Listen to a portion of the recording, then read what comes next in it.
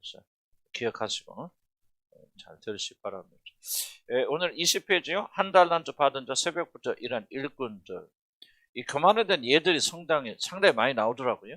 그건 진짜 교만이 우리에게 가장 큰 이슈이기 때문에 그런 것은 아닌가 좀 그런 생각도 들고요. 여기서부터 성경 예로부터 무슨 교만에 어떤 공식들을 다 끄집어낸다는 게 쉬운 것은 아니지만 그래도 그때마다 조금 자기가 그 동의를 할 수 있는 그런 게 있죠. 느부갓네살 왕 이야기, 또 헤로드 왕 이야기, 또 히스기야 왕, 또 베드로의 과신 이런 것들 다만 해당이 안 되는, 저는 이 교만 써내가면서 아유 정말 이게 하나도 내 얘기가 아닌 게 없죠. 참 이게 참 이게 나는 교만하다는 그렇게 많이 다 인간이 교만한 거지만 그렇게 생각했죠. 그렇게 심각하게 생각 안 했는데 이거 쓰다 보니까요, 내가 씁니까? 성령께서 감동해서 써나갔는데 한편으로는 참 감탄하기도 하고, 야, 참 좋은 말씀 주셨다. 나는 그런 말 하는 거 내가 좀 주저하지 않습니다. 왜냐하면 내가 하는 게 아니고 주님께 주시는 거기 때문에. 하나님께서 저는 또 어제 또 읽어보면서 참 하나님께서 이렇게 좋은 말씀 나한테 주실까 신기하고 감사하기도 하고, 또 이제 그러다 보니까 정말 이게 내게 해당되지 않는 부분이 단 하나도 없구나, 좀 그런 고백을 하면서 좀 아직도 저도 지금 씨름하는 과정이고, 내가 이제 교만한 사람이다, 얼마나 교만한 사람인가를 인식해 나가는 하나의 과정 중에 있다는 그런 생각이 들어요. 아마 여러분도 동일한 그런 여정을 저와 같이 겪는다, 그렇게 생각이 되어지고요. 그래서 전 쉽게 내가 교만하다 그런 결론을 내리기보다는 이게 좀 이 말씀이 우리 안에 좀 깊이 좀 스며들어와야 되는 그런 것이 아닌가 좀 생각이 듭니다. 헤롯이나 그런 것들, 한때 과거에 그렇게 있지만 그렇게 와서 깊이 안 닿을 수도 있겠죠. 베드로의 고백은, 과시는 좀 상당히 좀 우리에게 현실감 있는 거고, 히스기야 왕도 그렇고, 어떤 분들, 저도 18페이지 보면서 참 교만한 사람 떠벌리기를 좋아합니다. 지금은 많이 조금 그래 변한 것 같아. 근데 내가 보면 좀 내가 왜 이렇게 떠벌리기를 좋아하나. 강의할 때도 강의 참 잘했어요. 왜? 떠벌기를 원체 잘해가지고 하나 배우면 10개를 떠벌리는 사람이거든요. 그러니까 사람들이 많이 속아 넘어가. 그래서 강의 잘한다 한다 그랬는데 지나고 보니까 진짜 이 말이 맞구나. 교만해가지고 내가 떠벌리기를 좋아했구나. 그런 새로운 느낌들, 생각들 이런 게 축적이 되어지면서 주님 앞에 우리가 겸손하게 서 나가는 어떤 기초가 이루어지지 않을까. 그럼에도 불구하고 이 교만은 죽을 때까지, 성적 욕망이 끊어져도 교만은 안 끊어질 거예요. 그래서 죽을 때까지 싸워야 되는 그런 영역들이라 생각이 들어집니다. 베드로의 과심도 그렇고요.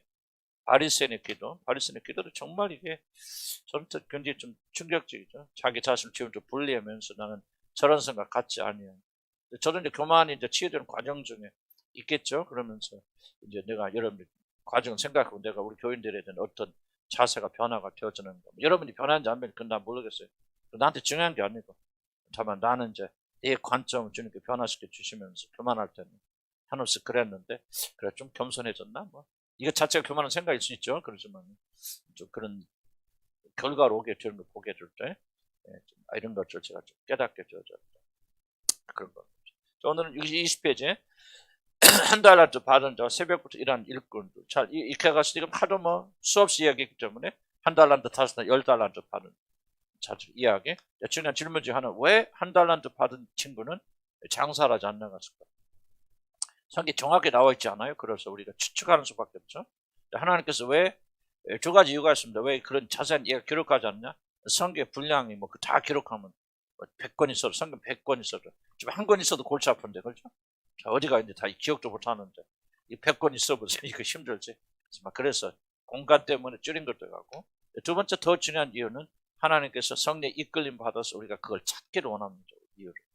이 과정이 바로 하나님과 동행하는 과정이고, 이 과정을 통해서 성령께서 우리를 가르쳐 주는 과정이에요.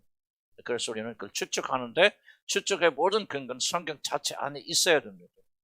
떠나가면 우리의 상상이 공상이고, 성경이 정확하게, 학자들은 더 깊이 하겠지만 우리는 그러나 그렇지 못한 상황 속에서 이런 것들이 좀 이렇게 생각할 수도 있다 했을 때 이것이 성경적 근거가 있는 것인가 하는 질문 던져요.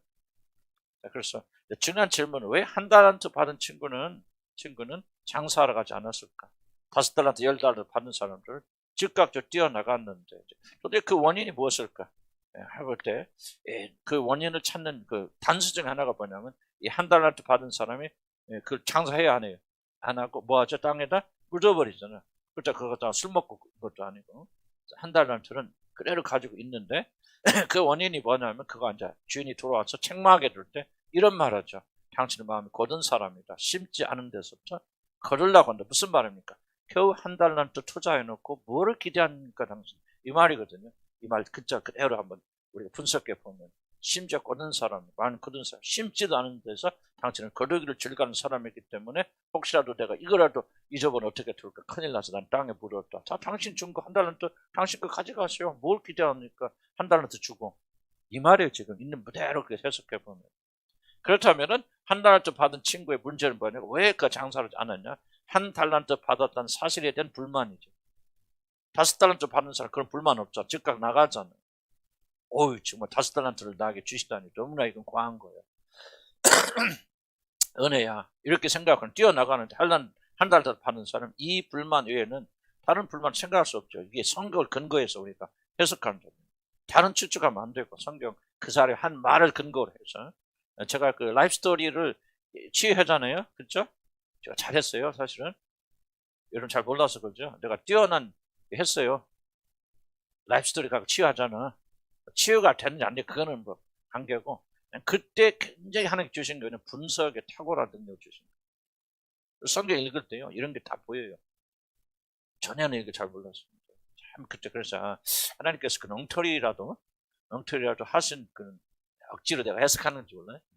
그걸 통해서 선한 걸 이루셨다면은 이게 성경 볼 때요. 이제 성령 역사였습니까?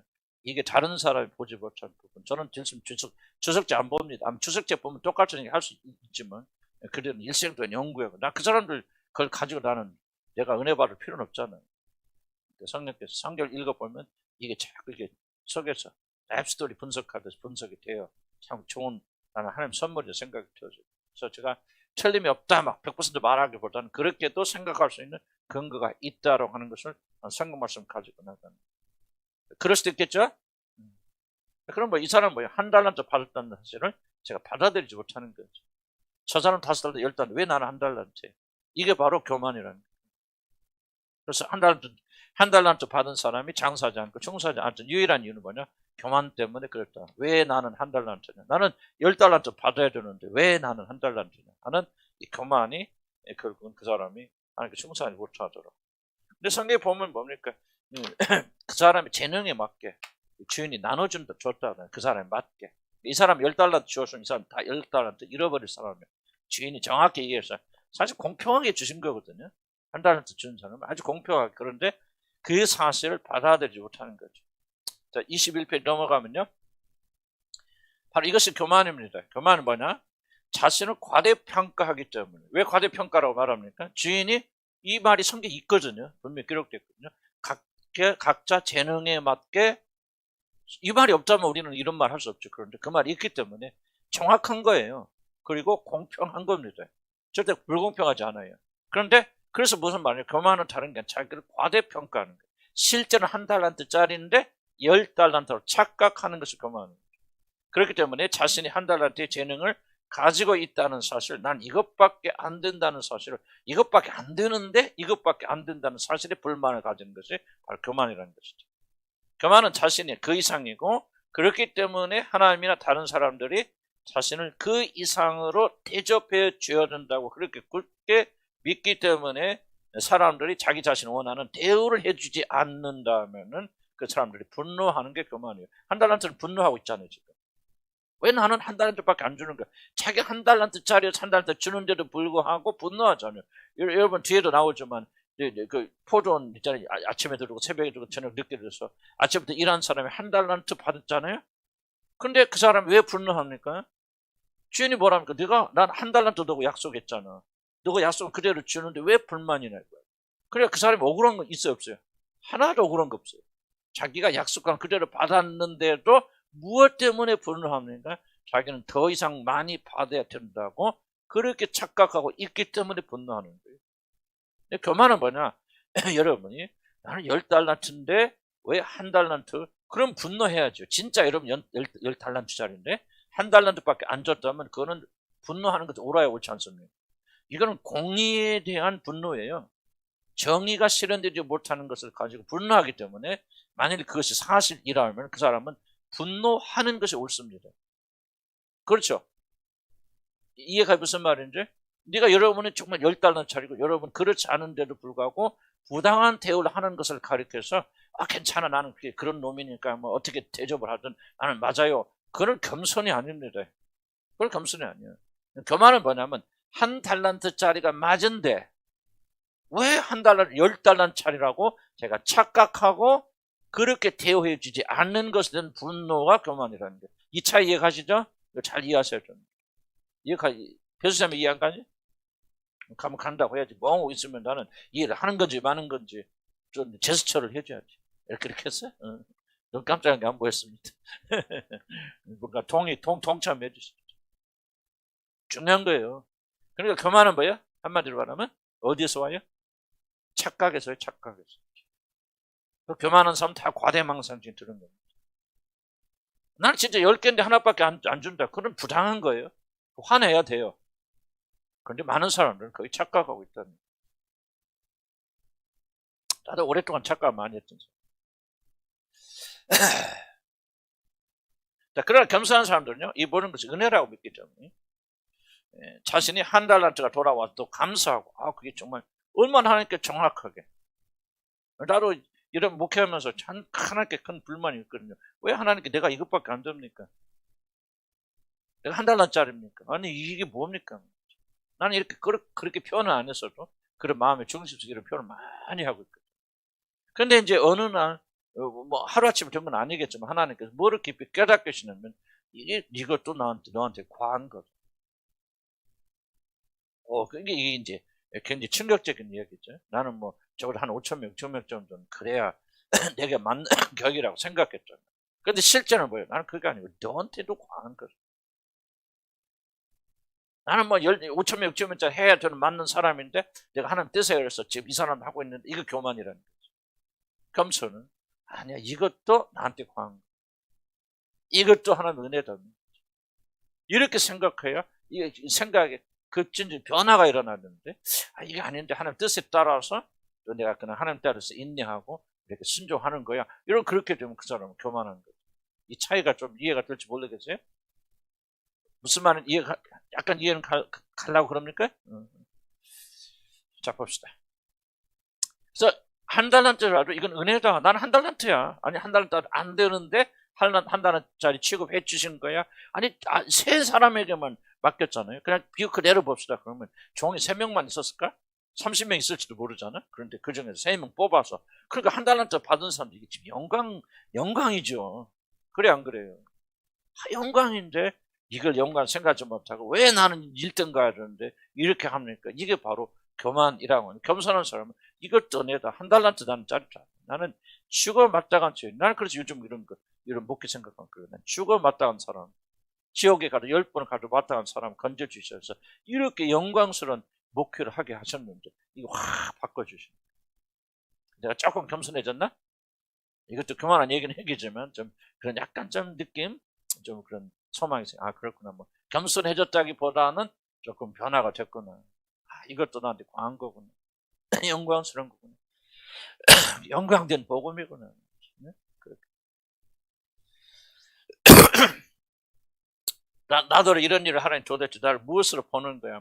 그런 게 이런 교회 안에서 그런 불만 많습니다. 좀 큰 교회 가서 뭐 이거 하세요. 저건 자기 원하는 그런 직책이 아니면요. 당장 목사님 나를 뭐로 봤어 이런 거 하라고 그러니까. 이런 얘기 큰 교회 가면요. 굉장히 많이 나와요. 저는 많이 그런 경험했어요. 자, 이게 바로 교만이다. 자, 새벽부터 일찍 와서 일했던 일꾼들이 있죠. 자신들보다 늦게 온 자들이 한 달란트를 받는 것을 보면서 자신들이 훨씬 많은 것을 주어지라 기대하죠. 이게 바로 교만이라는 거죠. 많은 거죠. 왜? 자기는 새벽부터 일했으니까. 똑같이 한 달란트가 주어지자 분개하며 주인에게 불평을 말합니다. 마지막에 온 이 사람들은 1시간밖에 일하지 않았는데도 찌는 더위 속에서 온종일 수고한 우리들과 똑같이 되었습니다. 세 번역인데 그렇게 항해합니다. 이들은 자신들의 수고가 다른 사람들의 수고보다도 훨씬 더 큰 가치 있다고 생각. 왜냐면 아침부터 저녁까지 일해 왔잖아요. 다른 사람 놀았잖아요. 그렇기 때문에 나는 그 노는 사람보다는 더 많은 대가를 받아야 된다고 생각합니다. 이게 지금 아마 여러분들 굉장히 많이 투쟁하고 있는 부분들이 있죠. 일생 동안 열심히 일해왔던 사람, 곁길 나눠가고 정말 하나님께만 바라보고 모든 거 헌신하고 내렸던 사람들이 뭐를 바라보게 될 때, 자기보다 훨씬 못한 사람들을 은혜롭게 대우하시는 하나님을 볼 때 분노합니다. 잘 기억하셔야 돼요. 특별히 이제 열심히 살았던 분들은 정말 이런 것을 한 번씩 경험하기 때문에 이게 똑같아요. 그러니까 성경은요, 여러분이 살아있어요. 성경은 여러분의 스토리로 끌어내리지 않으면 여러분 성경은 이해하지 못합니다. 이게 내 스토리로 받아들여야죠. 이걸 성령께서 중간에 다리 놓아주십니다. 옛날에 어느 2000년 전의 책이 아니에요. 오늘 내 책이에요. 그러니까 여러분 똑같은 고민을 할 수 있을 거예요. 종류는 다르지만은 다시 한번 이들은 자신들의 수고가 다른 자들보다 더 훨씬 가치 있다 생각합니다. 그렇기 때문에 주인이 이에 맞게 싹을 주어야 한다고 생각합니다. 그 말은 이와 같이 자신이 다른 자들보다 열심히 살아왔기 때문에 더 많은 것을 하나님께서 나에게 주셔야 마땅하다고 그렇게 생각하게 됩니다. 이 부분 굉장히 중요한 부분입니다. 나는 열심히 살아왔습니다. 뒤돌아보지 않고 같은 일 하지 않냐고 열심히 살아왔기 때문에 하나님이 지금 내가 가지고 있는 것보다 더 많은 걸 주셔야만 합니다 라고 그렇게 생각하는데 이게 굉장히 큰 교만이랍니다. 나는 지금까지 한눈 팔지 않고 하나님 위해 열심히 살아왔어 라는 말을 흔히 듣습니다. 그들이 진심으로 하고자 하는 말은 이렇게 열심히 살아왔음에도 자신에게는 상당한 대가를 제대로 주지 않고 도리어 자신보다 훨씬 못하다고 여겨지는 자들에게 자비로우신 하나님 볼 때 당황하기도 하고 분노합니다. 아마도 이런 불평은 포도원 일꾼들의 비유처럼 한눈 팔지 않고 열심히 하나님께 충성했던 자들에게서 많이 볼 수 있는 착각입니다. 지난번 어떤 참마 조아라 참마 그랬나 좀 비슷한 고백을 한번 했잖아요. 인생 동안 막 이렇게 살아왔는데 이렇게 했다. 이게 똑같은 고민이 지금 여러분의 고민 있을 것이죠. 정말 한눈 팔지 않고 막 목숨 걸고 주님께 충성했다. 중간에 막 나쁜 짓 하고 그랬다는 그런 말 못하지 참아. 내 주님만 바라보면서 이렇게 살아왔는데 이게 뭐냐 말이죠. 이런 질문들이 우리가 솔직해진다면 이런 영혼에 다 들어있는 이야기들이에요. 솔직해집니다. 자, 자신은 정말 한눈 팔지 않고 모든 걸 희생하며 여기까지 달려왔는데 나중된 자가 먼저 된 것을 보면서 충격을 받았어요. 아이고 저런 엉터리 같은 놈이 하나님 앞에 영광 돌리고. 제가 우리 에일즈 했을 때 그런 얘기 한두 번 했지만 서 무슨 목사님 아이고 제가 또 엉터리 아유 다들 그냥 공부고 영어 그냥 와서 박사학위 하는데 논문도 못 써고 영국 애들이 다 써줘. 그것도 짜증게 가지고. 그러니까 학장이 아유 너 안 되겠다 하고 퇴짜났어. 그러니까 이 사람이 너 늙고 나 죽자 나 살자 깡패식으로 가서 막 한 거예요. 그러니까 학장이 무서워갖고 도무지 진짜 싫어요. 그래가지고 그 사람이 예, 그러니까 학장이 이거 안 되겠다 이 사람 쥐어야 된다고 막 그 대학 본부에 가서 설득을 해갖고 박사 받고 가서 저 가서 전라남도에 큰 신학교 그 교수로 딱 들어갔어. 야, 내가 그거 보면서요 진짜 하나님 해도 너무한다. 그러나 막 눈물을 흘리고 기도하고 막 거기 가서 고생 찌질한 사람은 학위도 못 받고 그냥 실패해서 돌아가고 이게 뭐냐 똑같은 얘기 이해가 무슨 말이죠. 정말 우리가 나는 열심히 하나님만 보라고 살아왔는데 엉터리 같은 사람이 더 좋은 것을 하나님 축복이죠. 나는 그 하나님 축복이라고 생각해요. 난 그렇게 된 이유가 있다고 생각하는데 그 어머니의 눈물의 기도가 있어요. 미신처럼 들릴지 모르지만 그런 게 있으니까 그는 이제 그렇고 어쨌든 그런 환경을 바라보면서 이제 그런 걸 하게 되었을 때 우리가 가지는 똑같은 질문이 여기 담겨져 있다는 거죠. 이것을 착각으로 부르는 이유는 무슨 착각입니까? 이들은 자신의 수고가 하나님의 은혜였다는 사실을 망각하고 있기 때문입니다. 열심히 자기 일한 것만 생각하죠. 그 모든 것이 은혜였다는 사실을 그가 기억하죠. 은혜는 내가 아무리 충성하였어도 내 힘으로 된 것이 아니라 하나님의 힘으로 하였다는 것입니다. 이걸 여러분 인정하지 못하면 여러분의 은혜가 무엇인지 잘 모르는 사람들입니다. 만약 여러분이 잡죠. 하나님이 여러분이 주신 하나님이 하시는 것보다도 여러분이 노력은 크게 보이면은 여러분, 은혜가 무엇인지 모르는 사람들. 아무리 내가 노력해서도 하나님께서 이 모든 것을 주시지 않았더라면, 자 보세요. 새벽부터 온 친구 있다고 없었죠. 그럼 이 사람이 새벽부터 자기가 열심히 일한 걸 생각하죠. 만약에 그 포도원 주인이 그 사람 안 뽑아가서 어땠을까? 생각해보죠. 안 뽑아가셨죠. 그 사람은 그러면 일조차 못해, 시작조차 못할 거예요. 우리가 열심히 충성했다고 합시다. 하나님께 열심히 충성할 수 있는 힘을 주님께 주시지 않았더라면 모든 것이 다 하나님부터 나와서 하나님께 돌아가잖아요.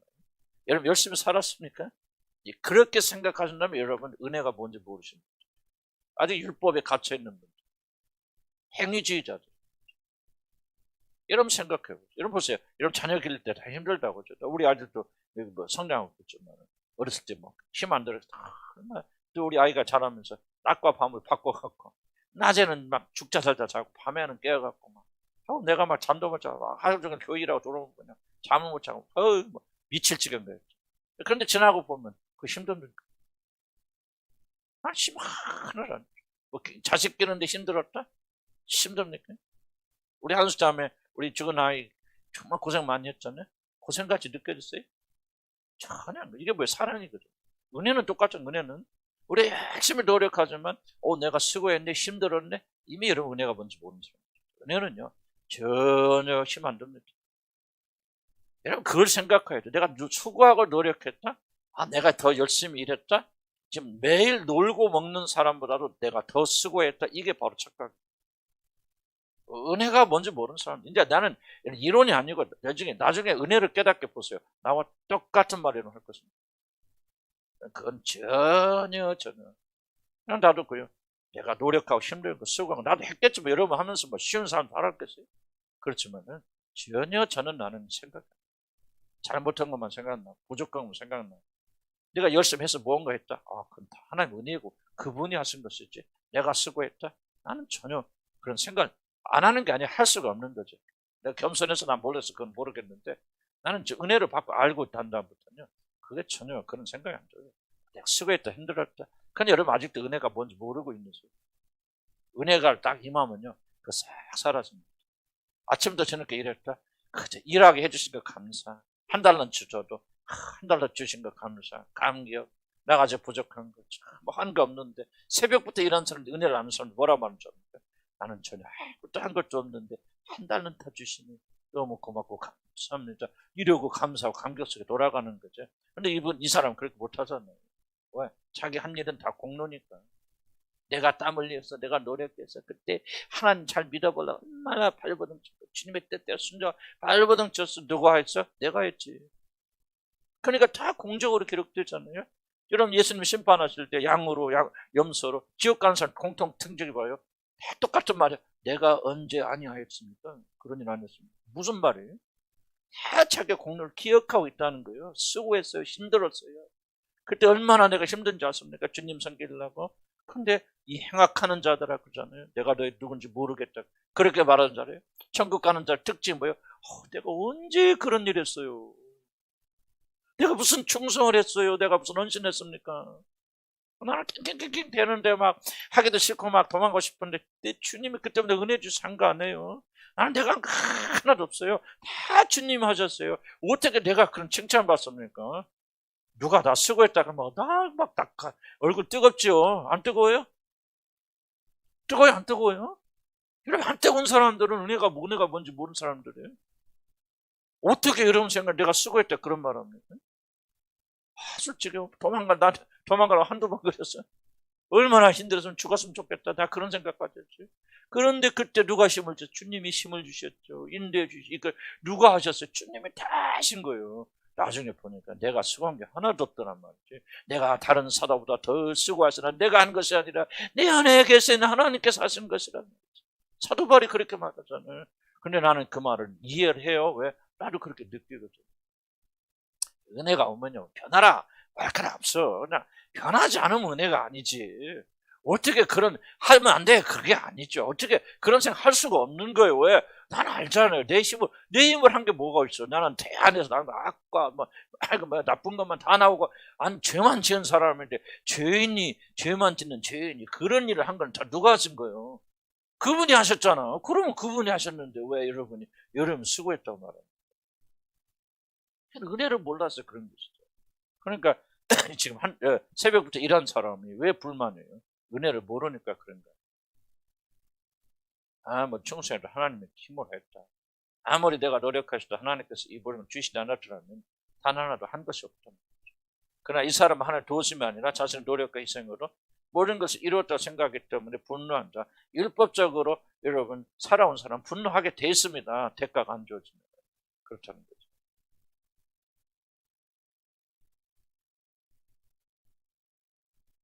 한번 질문 한번 던져서 보기 바랍니다. 여러분 이런 질문 던졌어요. 한 달란트 받은 사람이 새벽부터 일한 사람과 저녁에 듣고 와서 똑같은 대접 받는 사람 이런 생각이 없어요. 만약에 새벽부터 일한 사람이 저녁에 들어와서 일해서 한 달란트 받은 사람, 자기가 똑같은 은혜를 받은 사람보다 더 어려운 사람입니다. 이게 바로 여러분 더 어렵다 생각하니까 분노하는 거죠. 이해가지 무슨 말? 벌써 여러분들 얼마나 이걸 실감 있게 생각하는지. 그러나 여기 해당되는 사람이 있어요. 모든 강의가 다 해당되는 거 아니에요. 어떤 부분 어떤 사람이 어떤 사람이 해당되는 거예요. 그래서 아마 이거는 열심히 살아왔던 사람, 나같이 원래 놀기 좋아했던 사람, 맨날 놀고 먹고 그냥 아유 도망가고 싶고 그냥 어디 나가고 싶고 막 그렇게 하는 사람은 조금 은혜를 이해하기 쉬워. 그런데 정말 충실하게 헌실하게 살았던 사람 그러잖아요. 그렇죠. 막 눈 하나도 안 반짝고 막 목숨 걸고 미래했던 사람은요 다 이 딜레마에 걸려 있어. 안 걸려 있어? 응? 안 걸려 있다 생각하십니까, 여러분들? 걸려 있습니다. 여러분이 뭐를 훈련하냐면 자기 자신에게 솔직하는 걸 훈련. 뭐가 제일 어려워? 뭐를 찾는 게 제일 힘들까요? 자기 마음을 보는 게 제일 힘들어요. 왜? 마음은 거짓되고 심히 부패되죠. 거짓돼서 여러분 속여요. 자기 마음은 성령의 조명하시 없으면 못 봅니다. 그런 마음이 숨겨져 있는지 어쩐지. 여기에 해당돼서 여기는 몇 분 있을 것 같아. 서너 분. 다른 사람은 조금 해당이 덜 될 수도 있고. 어쨌든 다 보여. 나머지들은 다 보여. 선영 늦게 와가지고 겨우 와서 지금 아이고 복 받은 사람들 아니 그죠? 실컷 놀고 나쁜 짓 하다가 그냥 막판에 그냥 얼차 타가지고 막 하나님 막 한 달한테 그러니까 막 기뻐서 막 근데 기뻐하지도 않아 또 인간들이 어떻게 된 것들인지. 아이 진짜 이게 하나님 편에서 뭐 하나님도 기가 막혔거든.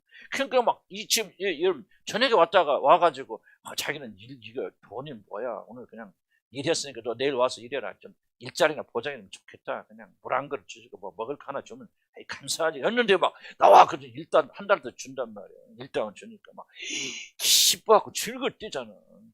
그러면 인간들은 기뻐하지도 않아. 진짜 이게 이렇게 봐도 도둑놈들 저렇게 봐도 도둑놈들 그죠? 그러니까 우리가 정말 이게 깨달아야 되고 기뻐하고 즐거워야 돼. 자, 사도가 뭐라 합니까? 22페이지 보면 그러나 내가 알아듣는 것은 하나님 은혜로 된 것이니 내게 주신 그의 은혜가 헛되지 않냐. 내가 모든 사도가 더 많이 수고했으나 인정하죠 이 사람죠. 교만해서 그런 거 아니에요? 자기가 더 많이 수고했다고 감히 말해요 안 해요? 하잖아요. 왜? 이거 팩트니까. 그러니까 겸손한 사람은 팩트를 부인하는 거 아니에요. 나는 막 제 죽이려면 나쁜 짓만 했습니다. 이거 겸손한 거 아니에요. 사실은 교만한 사람, 겸손한 사람은 내가 잘했어요. 그 나를 아까 그래서 조금 흉내내는 거예요. 보니까 은혜스럽거든. 그래서 내가 잘 썼다고 그런 거죠. 왜? 내가 한 것이 아니에요. 나는 진심으로 하나님 내리라고 주면 하나님께 내게 지혜 주시면 지혜도 없어. 하나님 그냥 쓰라고 해서 이렇게 감동해서 쓰는 거죠. 여기 사도 뭐라고 하죠? 내게 주신 은혜가 헛되지 않아요. 내가 모든 사고도 더 많이 수고하였으나 내가 한 것이 아니라 누가 하신 것이라 오직 나와 함께 하신 하나님의 은혜로다. 그러니까 아침부터 열심히 일했다고 해서 자랑할 게 있어 없어요? 왜 나는 이렇게 대접합니까? 왜 다른 사람 더 많이 주십니까? 하는 말은 어디서 나오는 말이에요? 교만해서 하는 말이 교만해서 회개해야 됩니다. 바울은 자신의 모든 수고가 다 하나님 은혜고 하나님께서 함께 하신 연구라는 것을 잘 알았습니다. 그래서 그는 큰 어려움 앞에서 불평하지 않고 분노하지 않습니다.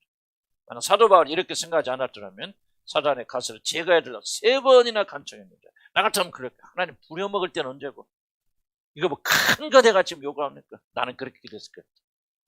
세기 사단에 가서 이것 때문에 내가 목표를 보라고 그냥 간질병 때문에 그러니 뭐냐면 뭐 그렇게 추측하면 느껴지는데 안젤이 날 수도 있고 이게 무엇입니까? 사람들 쓸 때마다 눈에서 막 고름나고 하고 막 추잡스럽고 아니 죽은 자들 살린 사람이 지병도 못 걸려 내가 하나님 지금 큰 거 요구합니까? 내가 지금 이렇게 중상 헌신했는데 하나님 어째서 이런 기도도 안 들어줍니까? 나는 그렇게 향했을 것 같아요.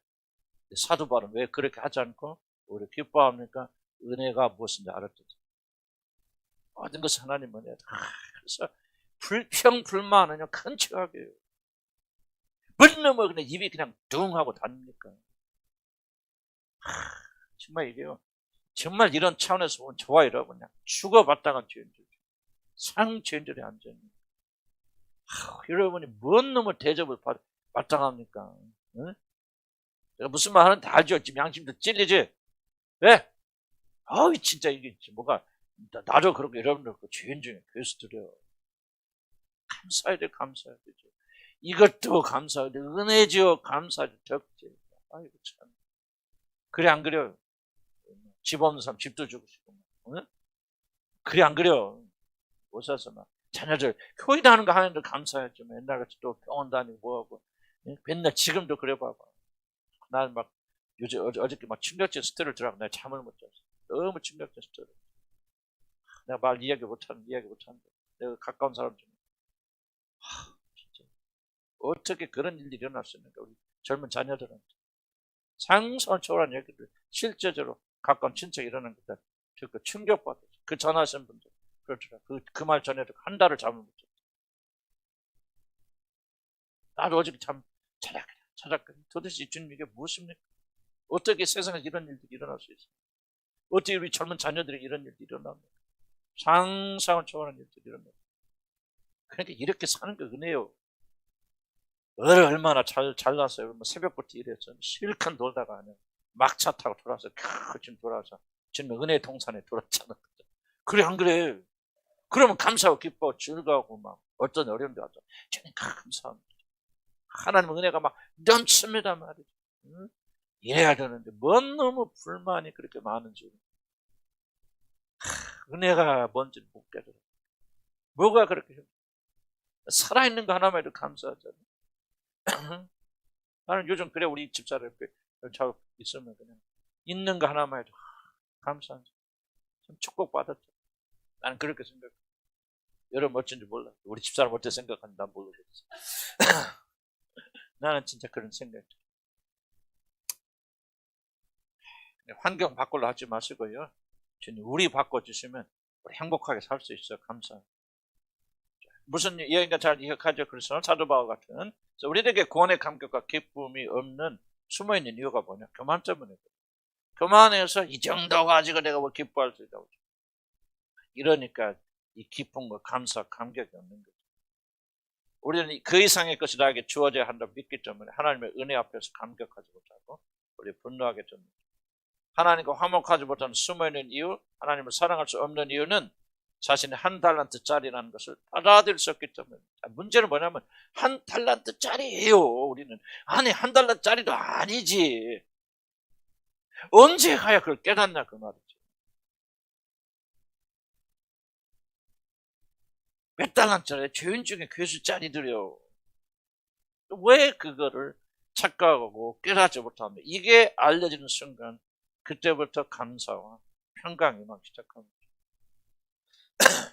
사도 바울 급진의 변화가 봤죠. 내가 죄인 중에 괴수라는 사실을 진심으로 깨닫고 고백할 때부터 사도 바울은 주님과의 관계 모든 것이 달라졌다 생각이 들죠.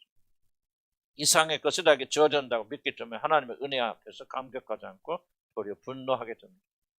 하나님과 화목하지 못하는 숨어있는 이유, 하나님을 사랑할 수 없는 이유는 자신의 한 달란트짜리라는 것을 받아들일 수 없기 때문입니다. 그러나 겸손한 자들은 자신들이 죄인 중에 괴수이기 때문에 자신에게 주어진 모든 것이 다 하나님의 은혜라고 하는 사실을 고백합니다.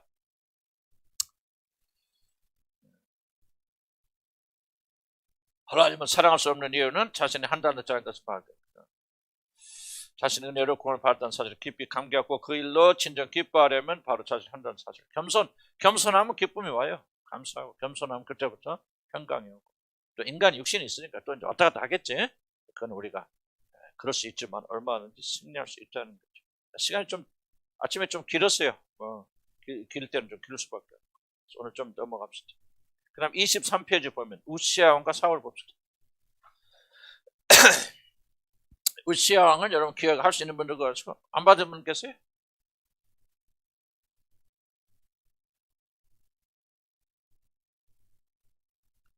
(23페이지) 우시아 왕과 사울 봅시다. 성경에는 자신들의 교만으로 인해서 자신들의 영역이 아닌 것을 침범하였다가 멸망을 당한 자들의 이야기가 기록되어 있습니다. 영역에 대한 이야기입니다. 유다 우시아 왕은 여러분 처음에는 하나님 아주 잘 섬겼던 왕입니다. 굉장히 우시아가 하나님 굉장히 사랑 많이 받고 또 하나님의 뜻대로 우상을 타파하고 그리고 하나님 섬겼던 사람. 그래서 하나님께서 우시아를 많이 축복했고요. 그리고 이 많은 전쟁에서 우시아가 승리하게 되었습니다. 그래서 유대 나라가 아주 굳건하게 서게 되어준 몇 안 되는 그런 드물 왕 중에 하나입니다. 그의 통치 아래 나라가 매우 강성하게 되었고요. 그러자 그의 마음은 몹시 거만해집니다. 그래서 왕으로서는 하여서는 안 될 일을 그런 행하게 돼서 하나님 버림받죠. 여기 중요한 겁니다. 큰 성공을 끝까지 겸손하게 담당할 수 있는 사람은 그리 많지 않습니다. 특히 주의 종이나 또 이렇게 믿음 있는 사람들의 넘어지는 결정적 원인은 성공입니다. 성공은 하나님 물론 주시는 축복이지만은 성공을 감당하는 것은 굉장히 좀 어려운 일이에요. 그래서 성공을 큰 목표하신 분들에게 하나님께서 그걸 감당케 하시려면 끝까지 고난을 주십니다. 옥하는 목사님 됐건 또 누구죠? 또 하용재 목사님. 왜 그 사람은 그렇게 하용재 목사님 하나님의 종이 주의 종인데 저렇게 고난이 많고 병으로 이렇게 죽어가면 되는가? 모든 종들 그렇게 죽을 수 있는 것은 아니지만은 그런 내가 볼 때는 그래서 그들이 끝까지 그들의 믿음의 원칙을 버리지 않고 그래도 깨끗하게 사시다 가시는 분들 그분들이 아닐까 그런 생각이 들어요. 진짜 그분들 믿음이 있었든 난 그건 잘 모르겠고 그것까지는 다만 좀 존경할 수 있고 그래도 우리 한국 교회 역사상 한경지 목사님이라든지 그런 분들 끝까지 믿음을 잘 간직하고 속은 내가 모르죠. 그러나 그렇게 하신 분 이유 중에 하나가 뭐냐? 그들이 성공에 도취되지 않도록 계속 삶의 고난을 허락해 주신 그런 닉 워렌 나도 그 사람 크리스찬인지 아닌지 잘 모르겠어. 그러나 어쨌든 미국에서 가장 성공적 목회자 중에 하나 닉 워렌이라는 그분의 신학을 반대해요. 반대해서 나는 언급하는 것 좀 그렇긴 하지만 그분이 그 아들이 자살해 죽었잖아요. 이제 긍정적인 사고만 가르쳤더니 그 아들이 몇 년 됐을 거예요? 자살해 죽었어.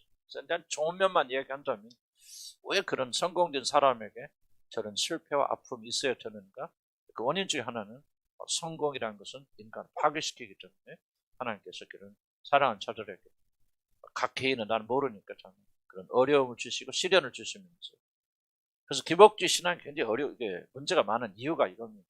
기복주의 신앙은 우리가 지속적인 성공에 머물러 있도록 그렇게 우리를 유혹하기 때문에 사실 많은 부분에서 영적인 어려움을 가져다 주죠. 성공은 그렇다. 그래서 그가 강성하여짐에 그의 마음이 교만하여 악을 행하여 성경 보죠. 원인 말하죠. 왜 그가 교만하고 악을 행하게 되어졌다? 강성하여짐에 강하여짐. 그 성공. 그의 하나님 여호와 보험자죠. 여호와의 성전에 들어가서 향단에 분향하려 한지라. 하나님께 제사 드리는데 분향하잖아요. 그건 누구만 하죠? 제사장들만 해주는데 왕이 그렇게 돼요. 교만해지 그는 하나님을 멸시하고 제사장들을 드릴 수 있는 분향을 제사장들이 만류함에도 불구하고 기어이 드리고 말았습니다. 하나님 이에 진노하셔서 그에게 문둥병을 내려서 평생 동안 문둥병자로 살다가 저주받. 이 한 사건이죠. 한 사건이라고 이제 그 마음 상태가 이렇게 되어졌기 때문에 하나님 진노하셔서 문둥병에 내렸겠죠.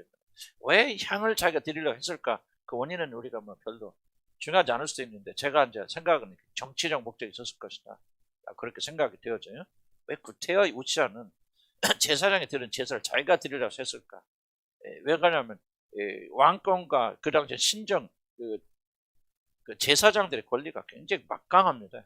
제사장 선지자 때로는 왕권보다 높죠.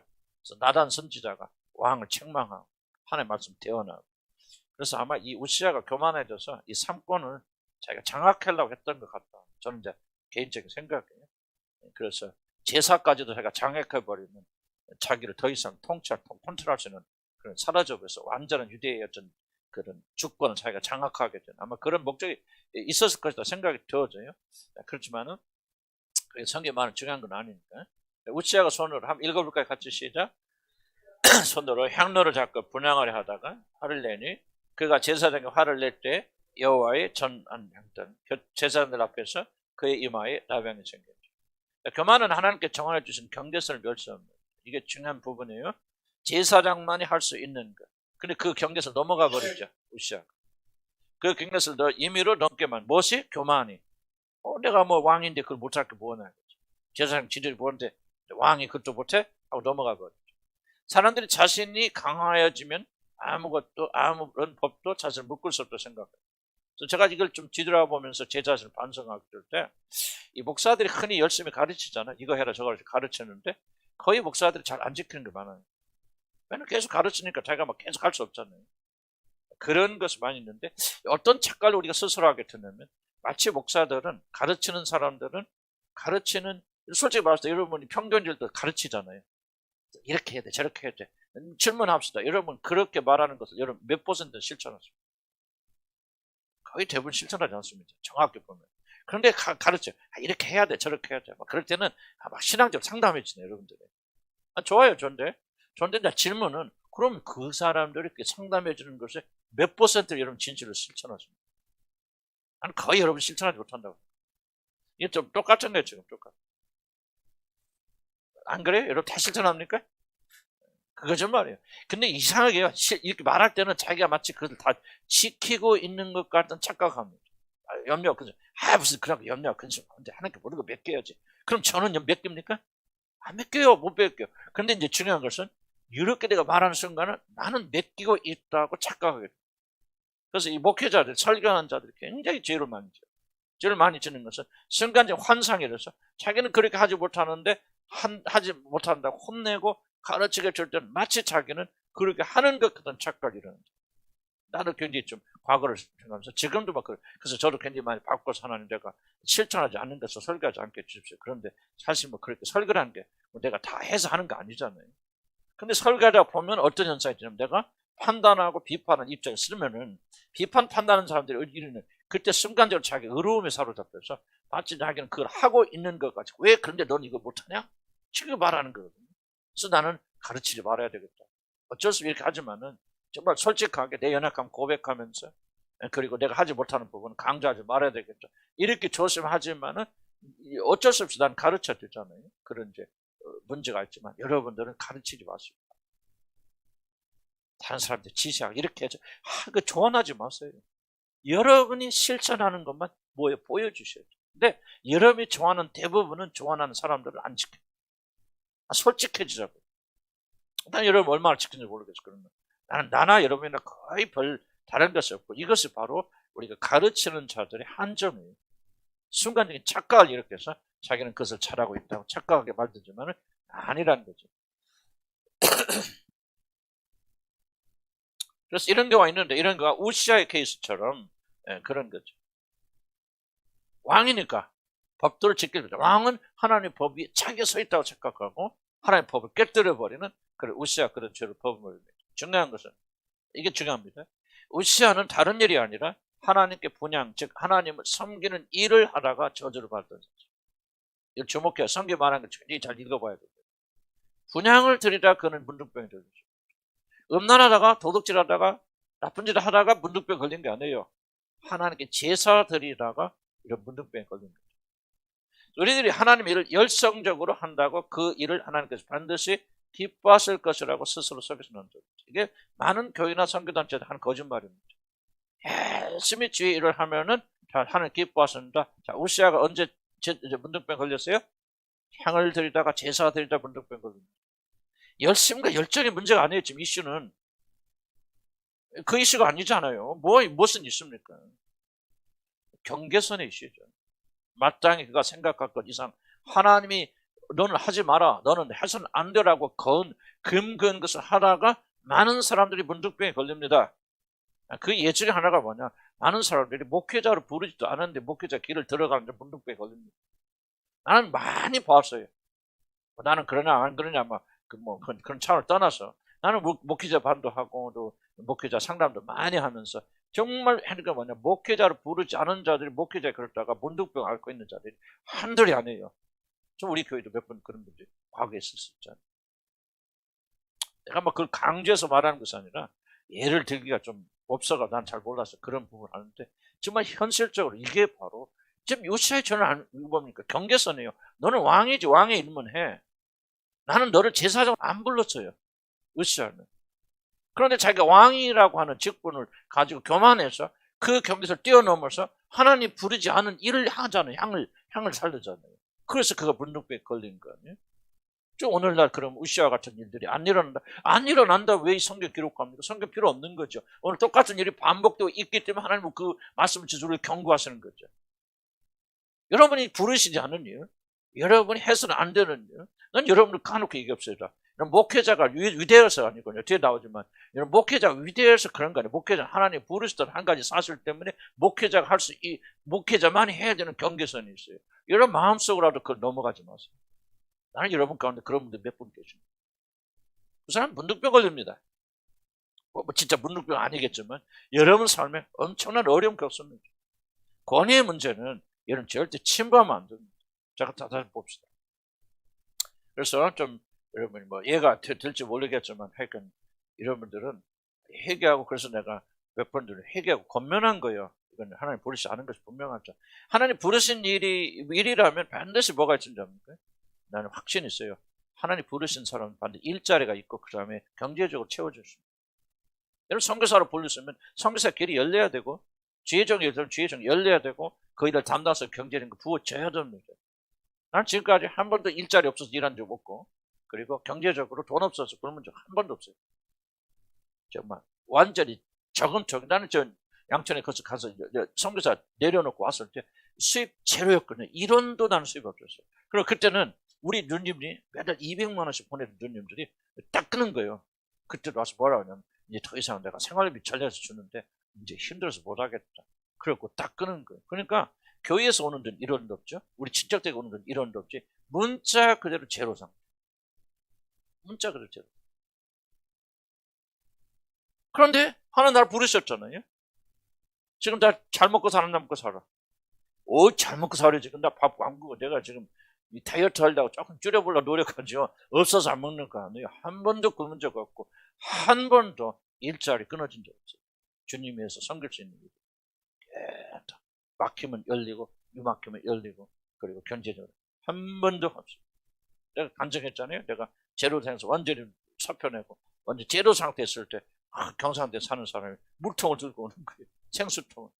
그래서 하나님 갖다 주라 그랬더니 잠시 돈 갖고 와야지 생수통 갖고 못 하겠지. 그거 갖고 먹었어. 속으로 그런 생각이 들지 어쨌든 그러면서 그분이 하나님 갖다 주셔서 나는 왜 그런지 모르는데 하나님께서 이 생수통을 요즘 목사에 갖다 주라고 봅니다. 딱 그러면서 오늘 때 내가 섬 허탈하지 참.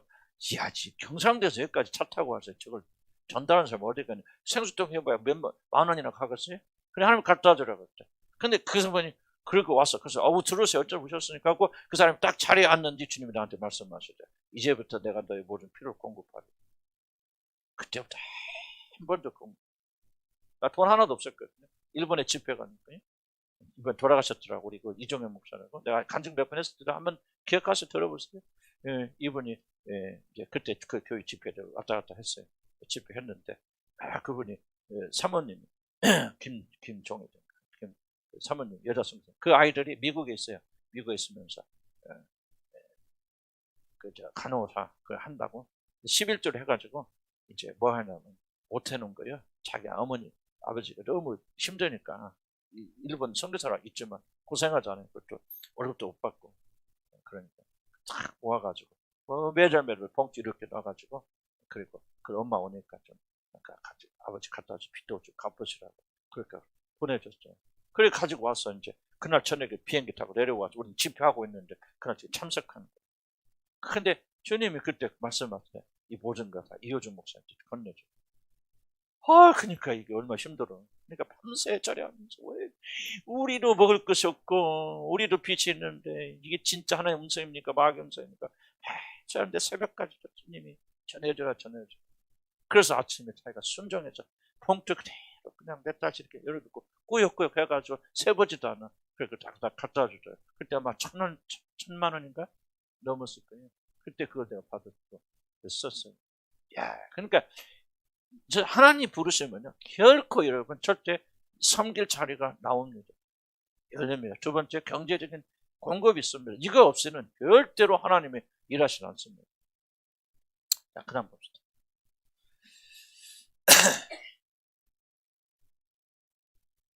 다시 한번, 하나님 일을 우리가 열정적으로 한다고 해서 그 일을 하나님께 반드시 기뻐하실 거라 스스로 속으면 안 됩니다. 하나님께서 정해준 경계를 지켜야 됩니다. 열심히 있는 모든 자를 다 주의 종이 되고 선교사가 되는 건 아닙니다. 하나님께서 부르신 자들만이 이 부르심을 응답해야 됩니다.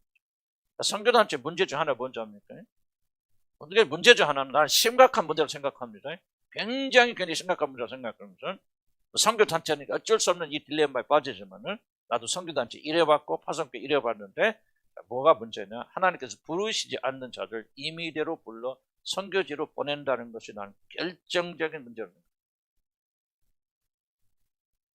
어떻게 합니까? 나도 모르는데 적어도 선교단체들이나 또는 교회들이 선교에 대한 열망을 가지고 그런 식으로 무작위로 해서 보내면 안 됩니다. 이게 바로 하나님의 뜻에 극적으로 대적하는 거예요. 그리고 가장 민감한 부분을 대적하는 거예요. 나는 이거 좀 어떻게 해결해야 됩니까? 다 몰라요. 모르고 또 모든 선교단체 다 그렇습니까? 그렇지 않겠죠? 그러나 이것은 굉장히 심각한 문제를 생각합니다. 결코, 자, 그 다음 말 중요합니다. 인간의 열정이 하나님의 부르심을 앞서서는 안 됩니다. 이거는 철칙이에요. 우시아랑 보세요.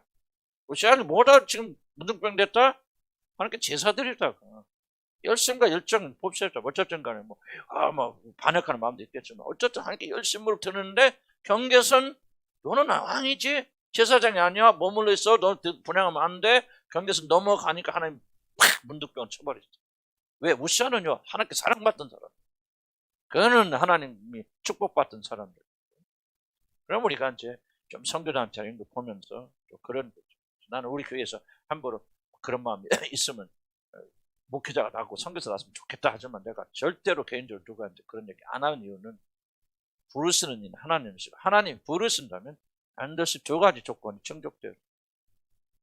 일자리에 일하려 경제를 체험받고 믿음으로 갈 수도 있겠죠. 그러나 좀 그렇게 우매하게 해서는 안 된다.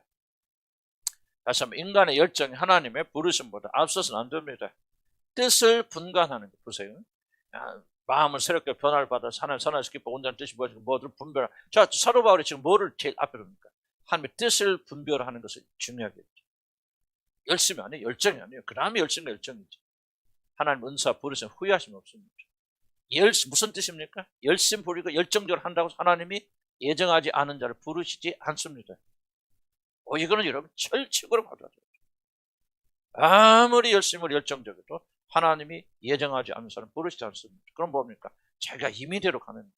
얼마나 효과적으로 선교하든 그거는 난 하나님 기뻐하신 일이 아니라고 그렇게 생각이 되어집니다. 자, 제사장들이 다른 자들보다 뛰어난 자들이기 때문이 아니라 그들을 하나님께서 부르셔서 특별한 임무를 주셨다는 이유 한 가지 때문에 특별합니다. 아무리 자신이 뛰어난 자라 할지라도 결국 하나님께서 자신에게 주시지 않은 일들을 하여서는 안 됩니다. 이게 중요한 원칙입니다. 자, 사울 왕을 보십시오. 그는 제사장 사무엘만이 드릴 수 있는 제사를 부득이하다는 이유로 스스로 드렸다고 버림받아서 부족해하죠. 사람들이 흩어져온 복수. 나중에 사무엘은 그것을 망령되이 행하였도다 하면서 사울 꾸짖습니다. 다시 한번 기억합니다. 사울은 음란한 일을 하다가 버림받은 거 없습니다. 사울의 일생 보면요, 여자 문제 이런 문제 한 건도 기록되어 있지 않습니다. 사울은 윤리적 도덕적으로 흠이 없다라기보다는 그렇게 큰 이슈가 없는 사람이요, 하나님으로부터 버림받은 것은 뭐냐? 제사 드리다가 버림받습니다. 심각하게 생각해요. 왜? 그가 드리면 안 돼요. 제사하도록 그를 부르신 게 아니에요. 제사장만이 드려야 돼요. 그런데 그의 열심과 열정과 어떤 원인이 됐든지 간에 그는 하나님이 허락하지 않은 경계선을 뛰어넘다가 버림받습니다. 이거 절대 가볍게 여기면 안 됩니다. 이거는 여러분들이 엄청나게 중요한 거예요. 여러분들이 부르시지도 않는 부르심을 들어갔다가 일생 동안 눈물 흘린 자들 한둘이 아닙니다. 이제 나는 좀 그런 분 없기 바라고, 또 이제 그렇게 연결되어 있는 분들은요, 아주 마음 싹 안 씻으면 안 돼. 여러분, 문둥병 계속해서 여러분 걸려 있는 상태 두면 안 되고요, 여러분들이. 여러분들이 하나님 부르심 아니라면 빨리 씻어내셔야 돼요. 왜 인생 동안 여러분 그런 어려움을 갖고 지속적으로 가지고 계시려고 합니다. 마음속에서 언제 털어내시고 자유로우세요 하면 자유로우시고, 여러분. 평신대로 사느냐, 주의종으로 사느냐, 이게 중요한 거야. 어떤 마음으로 주님과 관계를 가지고 사느냐. 이런, 내가 목사니까 여러분, 내가 하늘나라 가서 더 면류관 받을 것 같습니까? 이게 착각이에요, 여러분. 하늘나라 가면 평신도 아무도 없어요. 그건 이 세상 살면서 그런 것이, 주의 종이니까 그런 말도 안 되는 소리 하죠. 여러분이 여러분 삶에서 얼마나 충실하냐, 그게 중요한 거죠. 선교지에 나가서 성공한 선교사보다도 가정에 나가서 그게 그의 부르심이라면 그가 가정에서 충실하고 헌신한 사람이 더 큰 면류관 받아요. 이건 내 말이 아니고 성경의 가르침이란 말이죠. 그래서 우리가 그런 욕에 빠지면 안 되겠고, 우시아 왕의 어떤 그 사울 왕의 교훈을 잘 받으면서 하나님이 부르지 않은 일 들어가지 말고 무섭고 두렵게 생각해야 돼요, 여러분들. 열심히 있다고 아무거나 하면 안 돼요. 다시 한번, 우시아 왕이 왜 문둥병거리서 뭐 하다가 제사들이 분향들이다가, 사울이 왜 버림받아요? 제사들이다가 버림받죠. 허락하지 않은 일들 하기 때문에 두려워해야 됩니다. 민수기 16장에 등장하는 고라와 그 일당들이 반역은 레위 족속인 이들이 제사장의 지위를 탐내서 일으킨 반역입니다. 고라가 왜 반역하냐? 우리 레위자들은 왜 맨날 청소만 하냐? 맨날 기구만 들고 다니냐? 제사장들 우리도 그 자리에 올라가고 싶다. 왜 우리가 못할 거 뭐냐? 하고 이 레위 족속 250명 연합해서 반역한 게 바로 이 고라 사건이에요. 자리탐. 모세는 이들을 향해서 성막에서 봉사하게 하신 일도 큰일이거늘 너희가 오히려 제사장의 직분을 구하느냐 하면 분노합니다. 그만은 자신에게 주어진 것 이상을 구하게 합니다. 다시 한번, 그만은 자신에게 주어진 것 이상을 구하게 만듭니다. 목사는 잘나서 목사시킨 거 아니에요. 그냥 가장 못난 사람 골라서 목회자로 하나님 영감 받으려고 하나님 하신 선택에 불과해요. 내가 목회자 하는 순간 목사지. 이제 나 은퇴하고 나면 목사 아니에요. 평신도. 내가 담임 목사 그때는. 그러니까 그때는 뭐요? 내가 평신도 입장에서 우리가 그렇게 기도하면 되잖아요. 우리 집사람 어저께 약속했어요. 우리가 열심히 중복기도 합시다. 죽을 때까지. 그렇죠. 우리가 기도방 하나 만들어 놓고 거기서 그냥 뻔한데 우리 교인들 아프터 서비스. 우리 또 교인들 넣고 또 기도해 주시고 또 기도 좀 보내주시면 매일이라도 우리까지 또 기도하고 죽을 때까지 기도합시다. 평신도 그게 우리 사명이죠. 그러니까 하나님께서 위치와 시간에 따라 주시는 직분이에요. 하나님이 주시지 않은 것은 아무리 열심히 있다 흉내내지 마시기 바랍니다. 그러면 여러분들 일생 동안 여러분도 안 되고 여러분 자녀들도 축복받아요. 나는 목회자들에게서 제일 큰 문제가 뭐라고, 우리 한국의 문제가 뭐라고 생각하냐면 목회자를 부르심 받지 않은 자를 목회하는 거예요. 난 죄송합니다. 나는 솔직하게 꼭 목회자를 비난하는 것이 아니고 나는 여러분들이 그 하나의 교훈 받아서 한 주신 안에 여러분 가운데는 또 선교사로 나가야 되는데 못 나갔는가 내가 죄짓고 있지 않는가 그런 마음을 품는 사람도 있을 것이고 또 다른 마음 품고 있는데 부르시면 반드시 길 열어주시고 그때까지 기다리시고 그런 것이 아니라면 지금 하고 있는 일에 만족하시고 여기에 충성하시면은 여러분 선교사로 나가서 하신 일과 똑같은 면류관을 받을 수 있다. 이게 하는 날의 원리라는 거예요. 이해가세요? 자, 우시아 왕이 뭐하다가 문둥병 걸렸다? 노름하다가 고스톱 치다가 사울이 뭐하다가 제사드리다가 하나님 왜? 그들에게 주신 일이 아니기 때문에 엄청나게 중요한 겁니다.